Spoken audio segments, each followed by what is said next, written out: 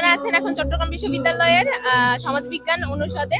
এখানে আমরা ছোট করে একটা সরস্বতী পূজার আয়োজন করেছি। লাগছে আমাদের ফ্যাকাল্টির পূজা আমরা এবার উদ্যোগ নিয়ে সব স্টুডেন্টরা মিলে করেছি, টিচারদেরও সহায়তা ছিল অনেক। মানে ভালো লাগছে যে এইবার ভার্সিটিতে 14টার মতো পূজা হচ্ছে। জগন্নাথ হলের মতো না হলেও মানে কিছুটা ওইরকম ভাইবস পাচ্ছি আমরা, খুব ভালো লাগছে।